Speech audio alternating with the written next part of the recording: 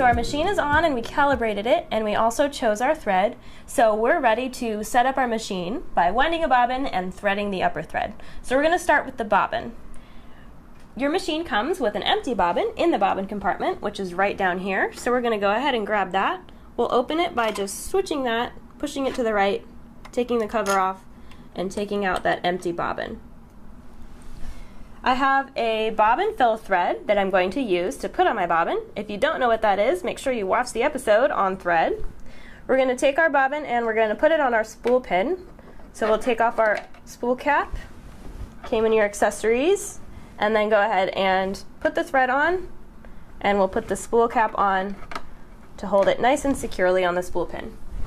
So I'm going to take my thread tail and we are going to thread it through the thread path towards the bobbin. So we're going to start by going right under this metal piece like that, and then we're going to bring the thread across the top of it so that it's going right in between the white part and the metal part right there. Then you want to look over here for this screw unit right here. So we want to take the thread and bring it to the right of the prong, and then behind to the left and around the screw like that. And you want to make sure that the thread passes under the head of the screw. So you should feel a little bit of tension on the thread, and then that way you know that it's actually under the head of the screw. So then we'll take our thread, give it a little trim if you need to, and we'll take our bobbin, and you want to find one of the holes on one of the flat sides. It doesn't matter which side, there's no top or bottom. And we're going to take our thread and thread it up through one of those holes. You may need to trim your thread if it's a little bit fuzzy on the end. So once you thread it up from the inside of the spool to the outside, you're going to grab the tail and bring it over and put it down on the bobbin winding pin, which is this piece. To switch your machine into bobbin winding mode, we're going to pop that piece over. And you'll see on the screen that now there's a picture of the bobbin, and there's a speed control, so this is slow to fast, and there's a start and stop button. So we're going to hold onto the tail so it doesn't get twisted and push the start button, and it's going to start winding. After it winds for about 5 or so seconds, you can stop it and trim the tail really close to the plastic so that it doesn't get tangled anymore. And now we'll go ahead and push start. And I'll probably wind it about half full for the demo.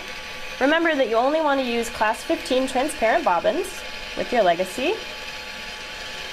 So you can fill it until it stops automatically, but I'm just going to stop it right now and undo what I did to get out of bobbin winding mode. So I'm going to pop that back over to the left, take the bobbin off, and we're going to cut the thread to separate it. It doesn't matter where you cut it, you just want to make it separate. So now we'll go down to the bobbin compartment and put our bobbin in. So you want to hold the bobbin so that you're making a letter P with the thread. So that means like this is the stem of the P, this is the top part. Holding it just like that, we're going to drop the bobbin into the bobbin compartment. You're going to look for the groove in the gray part right under the bobbin, and you're going to bring the thread in that groove and then just follow the arrows. So we'll bring it up and around and pull it down, and there's a little cutter in there that will just trim the thread to the right length. Now we can put our cover back on, and our bobbin is all set and ready to go. You don't have to draw up the bobbin thread or anything. Alrighty, so we wound our bobbin, so we're going to go ahead now and thread our upper thread. So I'm going to take off my bobbin thread, and I have a 40 weight rayon thread that I'm going to use for the upper thread. Before you thread the upper thread, you want to check two things. You want to make sure your needle is in the highest position, and you can turn your hand wheel towards you to double check that that's true. And you also want the presser foot to be up, in the up position.